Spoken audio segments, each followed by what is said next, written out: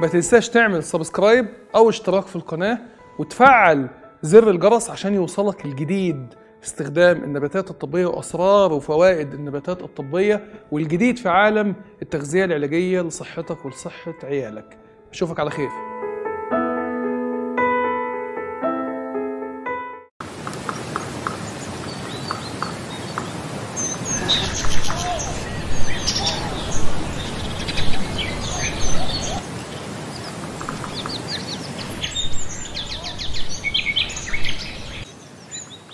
بسم الله الرحمن الرحيم. مشاهدينا الكرام، اهلا وسهلا بكم وحلقه جديده من برنامج اسرار وفوائد. والنهارده هنتكلم عن حاجه مهمه جدا. هنتكلم ازاي اللي احنا نستخدم الغذاء بتاعنا في علاج تصلب الشرايين، واللي احنا ننهي تماما مشكله تصلب الشرايين. الاول، تصلب الشرايين ده يعني كلنا معرضين ليه. تصلب الشرايين ده اللي بيحصل في الشرايين التاجية بتاعة القلب، فبالتالي بيضعف الدورة الدموية اللي رايحة للقلب، أو بتقل الدورة الدموية اللي رايحة للقلب، فبالتالي التغذية بتاعة القلب بالأكسجين والجلوكوز والدهون اللي القلب بيحتاجها بتقل، فبالتالي عضلة القلب بيحصل لها ضعف. كذلك التغذية، البروتينات اللي العضلة كمان بتحتاجها عشان تترمم، كل ده بيحصل له ضعف أو قلة، فبالتالي القلب بيحصل له ضعف. تصلب الشرايين هو اللي بيحصل كمان في الدماغ، فبيخلي البني آدم مع الوقت ومع التقدم في السن يحصل له موضوع ضعف الذاكرة بقى والنسيان وقلة التركيز والتوهان والأمراض اللي هي بتاعة الأعصاب، زي الزهايمر وزي لا قدر الله الMS، وزي الحاجات اللي هي الباركنسونيزم اللي هو بيسموه الشلل الرعاش بالعربي أو داء باركنسون. تصلب الشرايين هو كمان اللي بيعمل المرض المشهور خالص اللي اسمه ضغط الدم المرتفع. ارتفاع ضغط الدم هو عبارة عن عدم قدرة الشرايين اللي هي ترجع زي زمان، تنقبض وتنبسط. بيحصل لها انقباض بس وبتقفل، وما عادتش اللي هي بتنبسط، فبالتالي العضلات يعني بتاعت الشرايين ما عادتش تنبسط، فبالتالي يحصل ارتفاع في ضغط الدم. طبعا ارتفاع ضغط الدم ليه سببين. السبب الأولاني إن الشريان بيكون منقبض، وفي نفس الوقت كمان بيكون داء، يعني داء وانقبض، الاتنين داء وانقبض. بدل ما كان الوسع بتاعه كده، لا ده بقى كده وكمان انقبض. فده مهم جدا جدا تبقى انت عارف ان كلنا معرضين للأمراض بتاعة تصلب الشرايين. في ناس تانية يعني بتكون غلبانة، اللي هم المرضى اللي بياخدوا الأنسولين، بيكونوا أكثر عرضة جدا جدا جدا لتصلب الشرايين، أو بياخدوا الأدوية اللي بتزود الأنسولين في الدم. وده بيعمل لهم مشكلة كبيرة جدا بقى في الأطراف. بقى تلاقي الأطراف بتاعتهم حصل فيها ضيق في الشرايين بتاعة الأرجل، والدورة الدموية اللي رايحة بقى للأطراف قلت جدا. بجانب كمان أصلا كمان السكر ذات نفسه بيعمل ضعف في الأعصاب بتاع المرضى دول. يعني السكر من ناحية وضعف الشرايين من ناحية، أو يعني أو قلة الدورة الدموية الطرفية بسبب ضيق الشرايين من ناحية. فبالتالي عين المريض ده يعني بيبقى عيني تعبان جدا، يعني لا يمكن لو حاسس برجله وله كمان عنده طاقة يحركها. لا، لو وصل للعضلات طاقة ولا الأعصاب وصل لها غذاء هي كمان، فلا حاسس بأعصاب ولا عضلات ولا نيلة، والوضع صعب خالص في رجلين من تحت. بعضها كمان بيكون عندهم بعض الأعراض التانية، زي اللي هو تورم الرجلين، والبعض الآخر مش حاسس بها أصلا، سواء ورمة ولا غيره. تصلب الشرايين كمان بيصيب الكليتين، أو بيصيب الشرايين المغذية للكلى، وبيعمل لها مشاكل كبيرة جدا جدا جدا جدا. فأنت لو لا قدر الله عندك تصلب في الشرايين أو عرضة لتصلب الشرايين، لو أنت من مرضى مقاومة الأنسولين، لازم تكون حافظ وفاهم الحلقة دي كويس قوي، لأن الحلقة دي مهمة خالص خالص خالص ليك. النهاردة هنتكلم عن 7 أغذية بتمسح تصلب الشرايين، أو بتنظف الشرايين من التصلبات اللي بتكون موجودة فيها. مبدئيا لازم تعرف حاجة مهمة جدا، إن تصلب الشرايين ده ليه تركيب تشريحي عبارة عن كالسيوم مع دهون مع ألياف طبعا من الدم مع صديد. يبقى لازم تعرف تركيب الأربع حاجات دول، لأن الأربع حاجات دول هم اللي بيكونوا تصلب الشرايين. عشان احنا نمشي واحدة واحدة معاك، وهنقول لك بالأغذية ازاي اللي انت تعكس الأربع حاجات الوحشين دول بالأغذية والنباتات الطبية. أول حاجة مجموعة فيتامينات بي. يبقى أنا لو عندي تصلب في الشرايين، اول حاجه اعمل ايه؟ اكل الاغذيه اللي فيها نسبه عاليه من فيتامين، مجموعه فيتامينات بي، زي مثلا الورقيات الخضراء. بعض فيتامينات بي موجوده في الورقيات الخضراء. اللحوم الحمراء موجود طبعا فيها ب 12. فانت لازم تحافظ على اكل الورقيات الخضراء، لازم تحافظ على اكل اللحوم الحمراء. يعني احسن وجبه من وجهه نظري بتكون مغذيه وفيها معظم فيتامينات بي هي الوجبه اللي فيها سبانخ مع لحمه حمراء، وتعرف تاكلهم مع بعض في حساء واحد كده في طبق واحد، تبقى انت غطيت معظم اللي جسمك محتاجه من فيتامينات بي. طيب الدراسة بتقول ايه؟ الدراسة دي اولا اتنشرت في المانيا سنة 2004. بتقول ان حمض الفوليك وفيتامين بي 6 وفيتامين بي 12، الثلاثة دول مع بعض كده، اللي هو من الاخر تركيبة الحقنة بتاعة البايوفيت اللي موجودة في الاسواق المصرية، موجودة في كل صيدلية، وانت ممكن تاخد منها واحدة في الاسبوع. التركيبة بتاعة البايوفيت دي اللي هي بي 6 وب 12 وحمض الفوليك مع بعض كده، او الاقراص بتاع النيوروتون، او الاقراص بتاعه اللي هي الاقراص بتاعه الاعصاب زي بتاعه ميلجا بتاعه شركه ايفا. لو انت بتاخد مجموعه فيتامينات بي مع بانتظام مع اكلك للحوم الحمراء مع اكل الورقيات الخضراء، كل المصادر اللي فيها فيتامين بي وكل المصادر اللي فيها حمض الفوليك قادرين على علاج زياده سمك الشرايين. بص، لما بيحصل تصلب في الشريان، سمك التخانه بتاعت عضله الشريان بتزيد، فبالتالي الشريان بيضيق.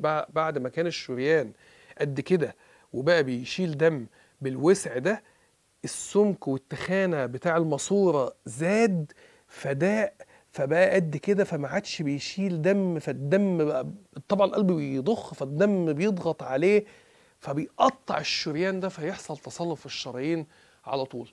فالدراسه بتاعت المانيا اللي في 2004 بتقول لك ان لو انت استخدمت فيتامينات بي بانتظام، هتقدر ان انت تتخلص من زياده سمك الشرايين او زياده تخانه العضلات بتاعه الشرايين، وبالتالي تعالج تصلب الشرايين.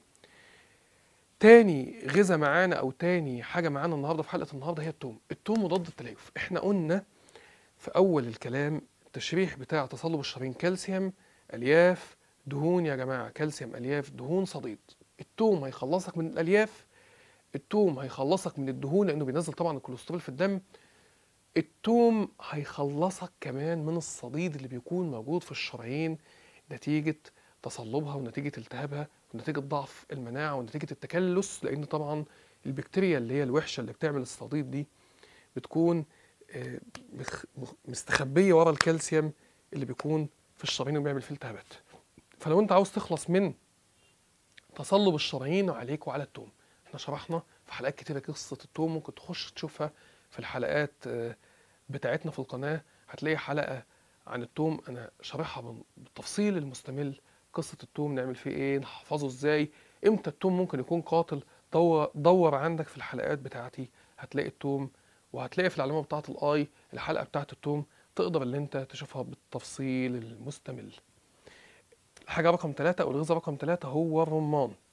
اتنشرت دراسه في فلسطين المحتله في 2004 بتتكلم ان الرمان بيعالج تصلب الشرايين. مش بس كده كمان، ده الرمان بيساعد الستات اللي هم بعد سن ال 45 اللي بيحصل لهم اللي المبيض عندهم بيقف نتيجة خلاص، يعني ما عادش فيه بويضات، فالمبيض وقف وما عادش بيطلع هرمون الاستروجين، ولا عاد البويضة اللي بتطلع دي تنتج هرمون البروجسترون. حصل ايه بقى؟ بيحصل لهم ايه بقى؟ بيحصل لهم ضعف في العظام وترقق في العظام، وبيحصل لهم كمان تصلب في الشرايين.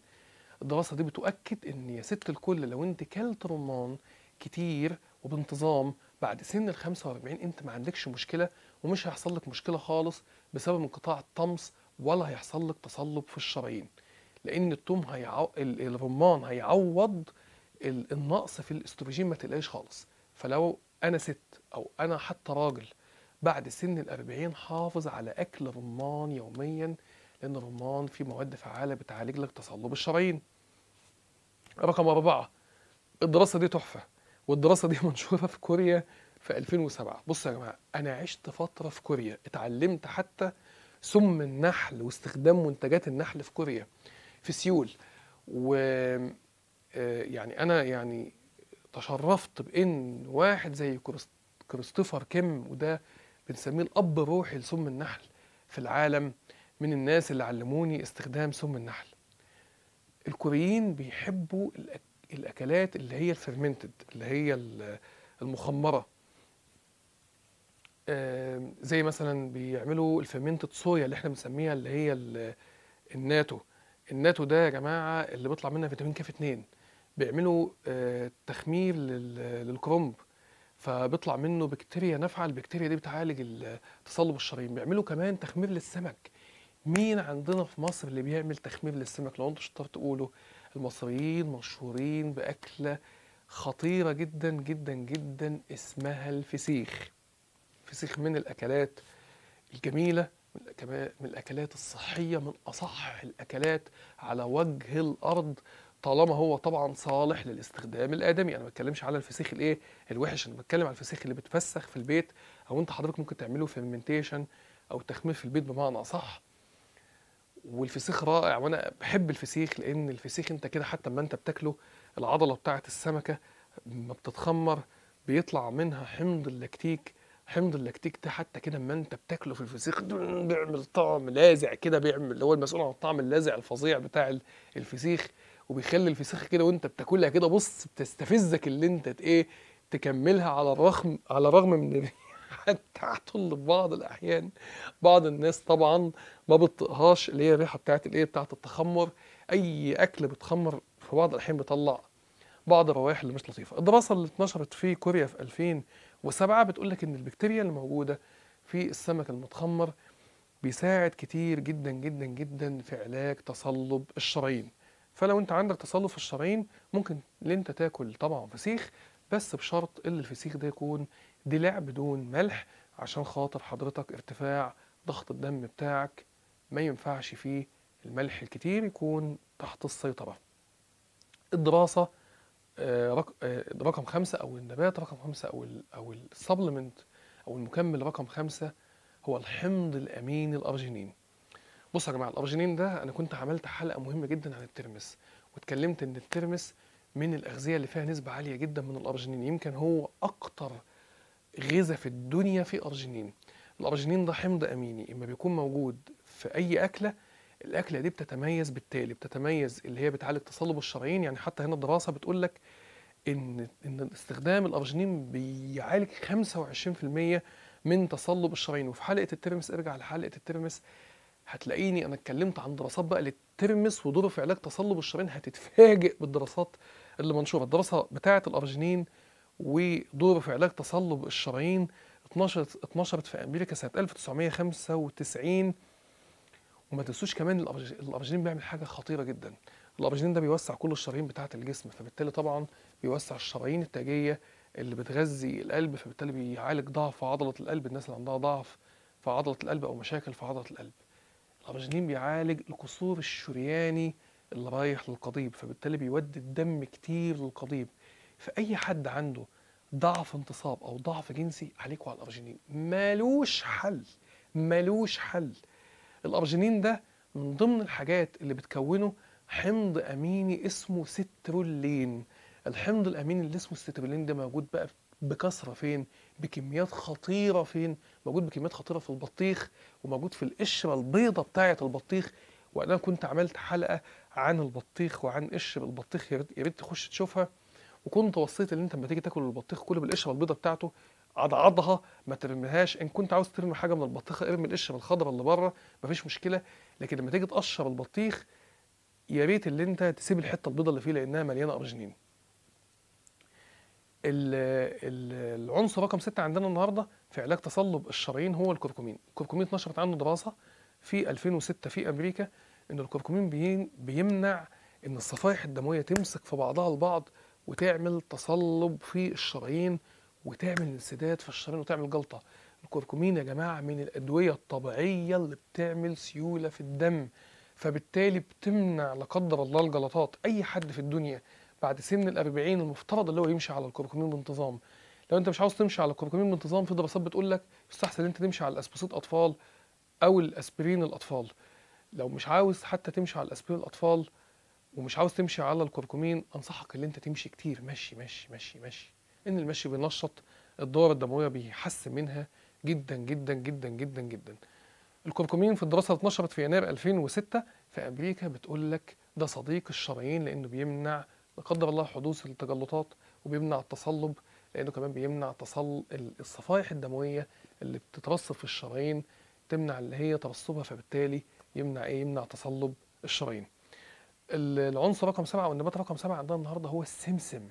السمسم وعجينة السمسم اللي احنا في مصر بنسميها الطحينة، او يعني الشيء الجميل جدا اللي في مصر كنا بنحبه زمان وكنا بنحطه على كل اكله.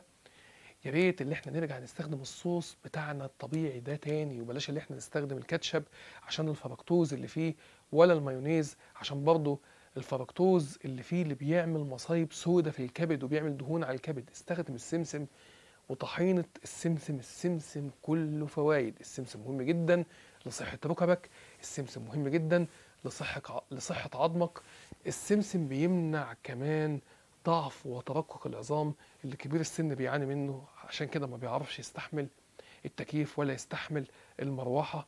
عليك وعلى السمسم، لأن في دراسة اتنشرت عنه في أمريكا في 2006 بتقول إن عجينة السمسم اللي هي الطحينة بتعالج تصلب الشرايين عشان المواد الفعالة اللي فيها، اللي بتكون كمان مهم جدا للست بعد انقطاع الطمس وبعد سن 45. يا رب تكون حلقة النهاردة من أسرار وفوائد تكون مفيدة. يا رب أي حد بعد سن 40 يعمل بالوصايا بتاعة الحلقة بتاعة النهاردة. وحبوا الفسيخ يا جماعة، الفسيخ مش من الأغذية الضارة طالما أنت ممكن تعمله في البيت ويكون الملح فيه قليل خالص، اللي احنا بنسميه الفسيخ الدلاء. يا رب تكون حلقة النهاردة من أسرار وفوائد عجبتك. لو عجبتك ما تنساش تعمل لايك للفيديو عشان ترجع تشوفه تاني وتالت ورابع. لو أنت عملت لايك أنت كده كأنك عملت له سيف. ما تنساش إن أنت تعمل سبسكرايب للقناة أو اشتراك في القناة، وتفعل دايما زر الجرس عشان يوصلك الإشعار بتاع الفيديوهات الجديدة بتاعتنا. ما تنساش إن أنت تعمل شير وتعمل اشتراك للحلقة مع أصدقائك على الواتساب وعلى الفيسبوك. أشوفك على خير، شكرا وإلى اللقاء.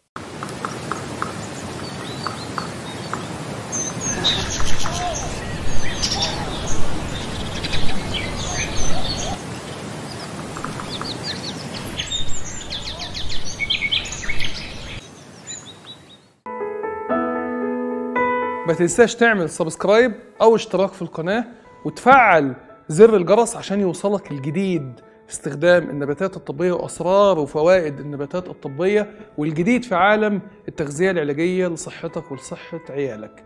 أشوفك على خير.